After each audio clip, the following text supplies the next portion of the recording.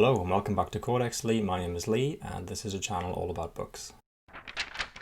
So today I'm going to talk about the books that I read in May and June of this year, and the first two I'm going to talk about follow on quite nicely from what I think were the last two books I talked about in my previous wrap-up. So these are two Philip Pullman books. They're based in his Dark Materials universe, but they're quite short. The first is called Once Upon a Time in the North, and the other one is called Lyras Oxford. This was gifted to me by a friend.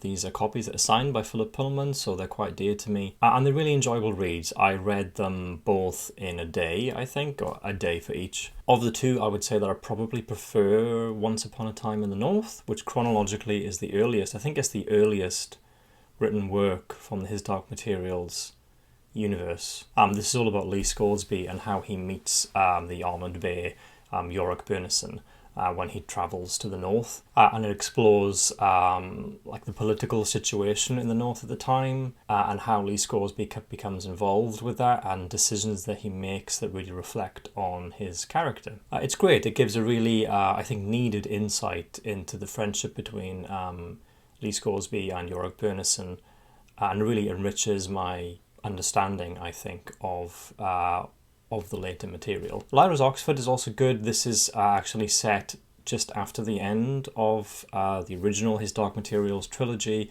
This is Lyra back in Oxford, and she is contacted by a witch's demon who needs her help. There's a bit of a mystery involved that wraps up pretty quickly, really. I enjoyed Lyra kind of moving through Oxford and into Jericho, which is an area of Oxford that I once had a job interview in, actually, many years ago. So it's always nice to spend time in Oxford, and in Lyra's Oxford in particular. I did feel that this was less gripping, I would say, than Once Upon a Time in the North. But taken together, I think these two works, if you enjoy the His Dark Materials universe more broadly, then you'll really enjoy these. They're great. Okay, moving on next, I want to talk about a book that is one of the best books that I've read this year, alongside Pride and Prejudice. This is the only other book I've given 5 stars to so far this year, and this is The Untold Lives of the Women Killed by Jack the Ripper. And this is written by Hallie Rubenhold, and it's superb. I mean, some of the criticisms about this work is that this history has been covered before, so it's not that original. And I think that's a really unfair criticism. So what she does here is she takes the lives of the 5 people that we are fairly sure were killed by Jack the Ripper, because it's not entirely clear how many people Jack the Ripper really killed, but he certainly killed these 5 people, these 5 women is the consensus. And she tells the story of their lives. I really admire the level of research involved here, the amount of archival material that she drew upon, and where that archival material was missing, she would try to understand what kind of life this woman might have lived based on her research of that era and of the lives of women from similar parts of society from that era. It's fascinating, and it takes you to not just all different parts of Britain at that time, but also to Scandinavia as well. It's a deeply feminist work because it illuminates the lives of people that we otherwise wouldn't know that much about. So much of the emphasis is on Jack the Ripper and what he did. Understandably, in a way, because this is a mysterious figure. He was never caught. We want to know, who is this person who committed these terrible crimes. But that is often at the expense of understanding the lives of the women he killed, and they're often dismissed. They're often described as prostitutes. That Jack the Ripper killed prostitutes. But what Hallie Rubenhold shows in this work is that in only 2 of the cases of the 5 that she looks at here, could we say that the women were involved in prostitution, and one of them was not a prostitute at the time that she was killed. They are mostly just women who have been very badly mistreated by the society that they live in. One minor mistake can often result in terrible repercussions. So it's a very sad book. It's a difficult book to get through. I listened to this on Audible, but I think it's a very important book. Yeah, for me, it was undoubtedly a 5-star work. I highly recommend this book.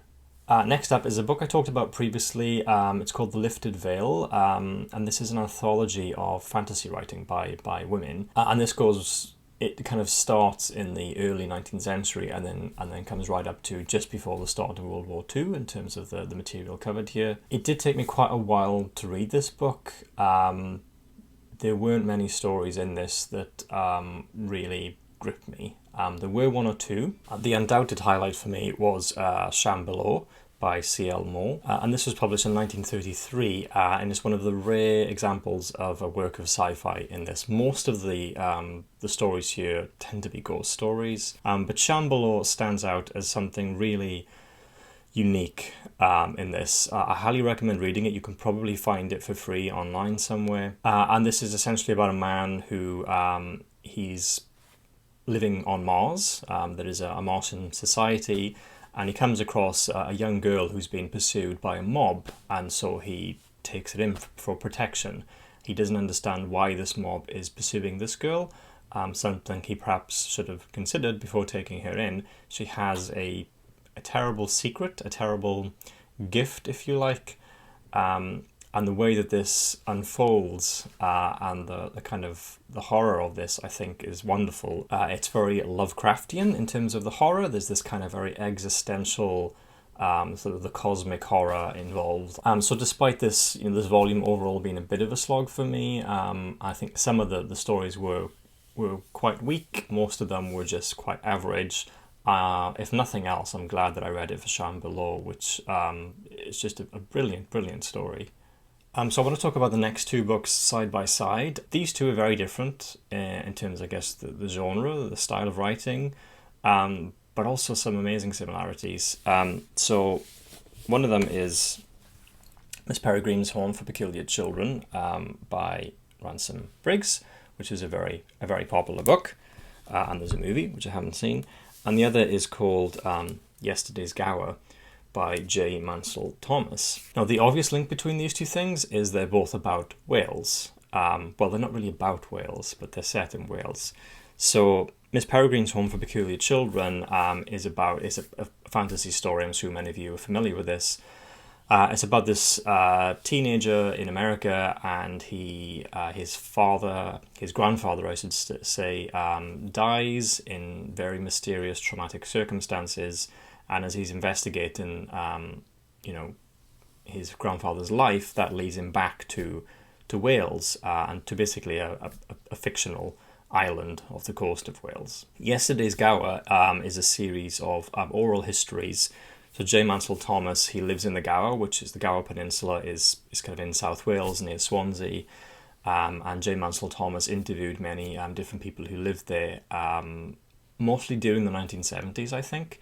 He passed away before this book could be published, but then his wife compiled all of these different oral histories. So both of these books are set in Wales.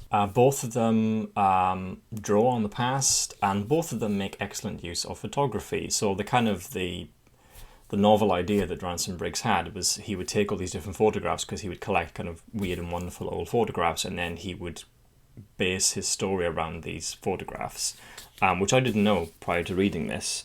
So you get some really kind of creepy looking pictures like this. And there are also lots of old photos in Yesterday's Gower, where you can see different people in the Gower with their sheep, for example. But Ransom Briggs's book, I feel like, could be set anywhere.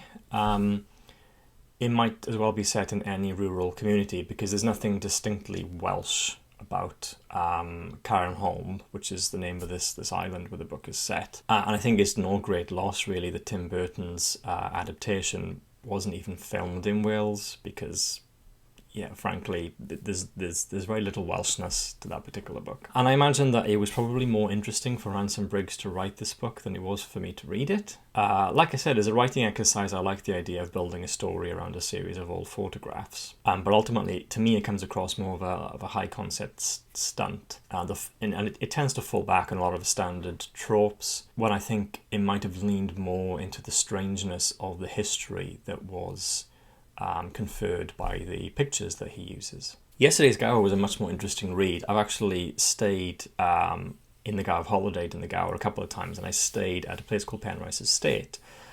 And Penrice Estate is a sprawling estate. The people who lived at Penrice Estate basically owned large parts of the Gower Peninsula. And many of the people who worked the land there were essentially tenants on land owned by this family who were the Talbots lived there for quite a long time.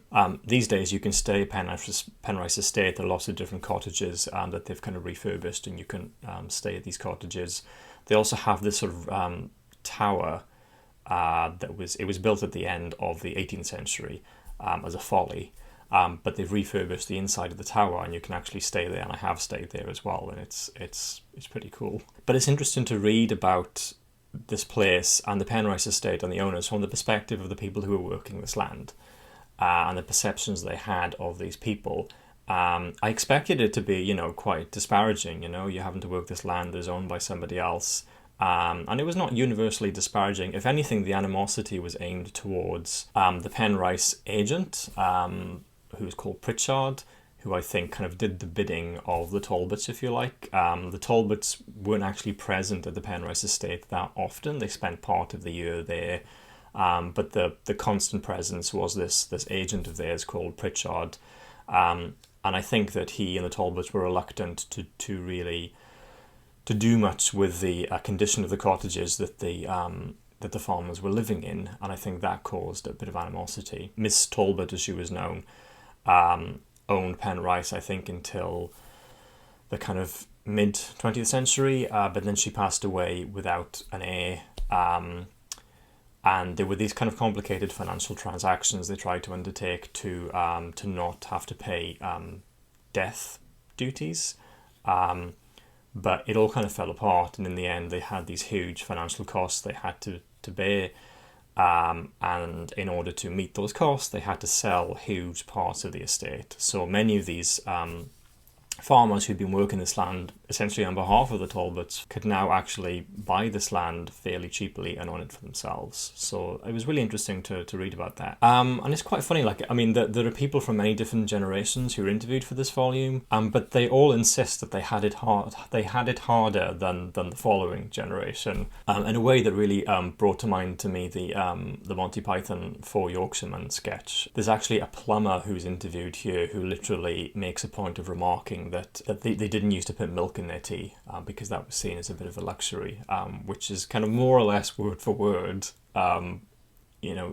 used in that Four Yorkshiremen sketch. I'll put a link to that down below if you haven't seen the Four Yorkshiremen sketch before, but it's quite funny reading that.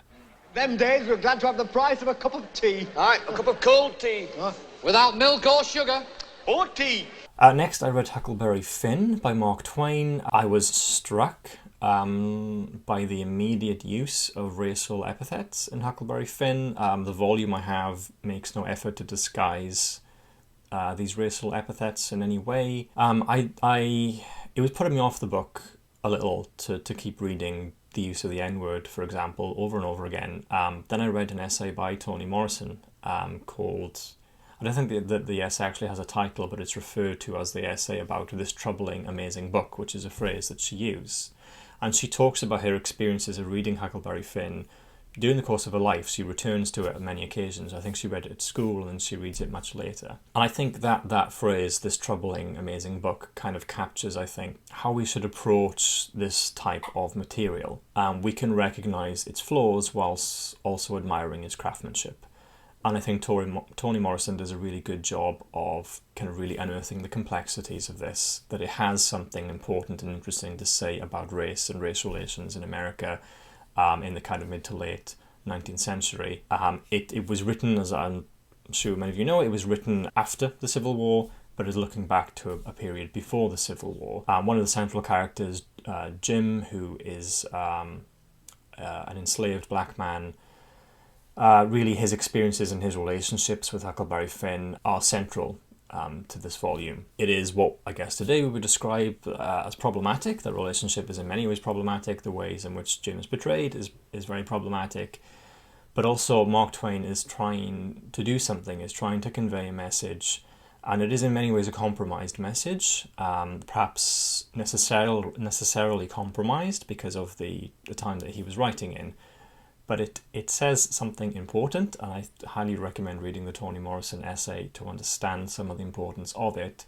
That doesn't mean that it isn't still difficult and troubling to read. It gets increasingly absurd towards the end, and there's this strange, uncomfortable feeling where on the one hand they're trying to, so Tom, Sawyer and Huckleberry Finn are trying to free Jim, who's been imprisoned really as an escaped slave, and Tom Sawyer kind of constructs increasingly outlandish scenarios in order to provide Jim with an authentic jailbreak, a kind of a jailbreak that he'd read about in other books, a romantic jailbreak. I couldn't help rolling my eyes when all these different scenarios are first proposed, particularly given the way that it jeopardizes Jim's freedom. This is a complicated book, and I have complicated feelings about it, and it's probably one I'm more interested in reading about than rereading.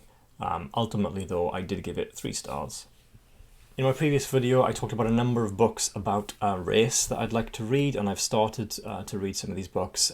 So I listened to on Audible Why No Longer Talking to White People About Race by Reni-Eddo. And I don't know what I can say about this that hasn't already been said. A lot of people have talked about this book, understandably so.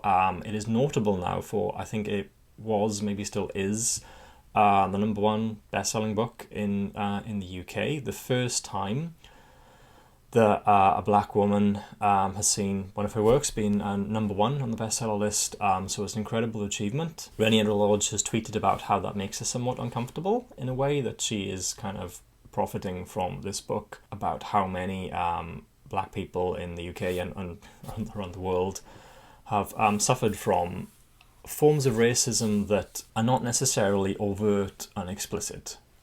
She talks a lot about structural racism. She talks about white privilege. She talks about how feminism can sometimes exclude black voices. And I think this is all necessary and important stuff to read. She narrates this book herself. I think sometimes there's real exasperation in her voice particularly when she's quoting voices from UK media. I gave this, I think, 4 stars in the end. It is a very important book. My preference for, I think, understanding these sorts of topics is to read about the history of these topics, and there is some of that history in here that I didn't previously know. But overall, I think this is a very, very good book, a very important book, and I highly recommend it. Finally, I read The Master's Tools Will Not Dismantle the Master's House by Audre Lorde. Audre Lorde was a black lesbian feminist who had some very important things to say about various different movements, the civil rights movement, the feminist movement, at a very important time. She was an academic, and the language of this volume, so it's a series of essays, it's very short, it's only about 100 pages. The title of this volume is the title of one of the essays. And she writes a lot about feminism. I think it's interesting reading this volume, particularly when Lorde is talking about feminism and the space or lack of space that feminism has for the voices of black women, for example. After reading Reni-Eddo's book and the similar feelings that she shared many, many decades after Audre Lorde wrote this book. In some ways, much has changed, in other ways, very little has changed. So I think it's important to continuously revisit these particular ideas and to hear these voices. The language isn't always easy to understand, but it's not inaccessible. I think it just takes a bit of work, but it's important to do that work, so I recommend it. That's it. So I read, a fair number of books in May and June. I'm continuing to try to diversify my reading, and I'm being much more conscious about what it is that I'm reading. I hope you enjoyed this video. Give it a thumbs up if you did, and please subscribe to my channel. I hope you're all doing well, and I will see you guys soon.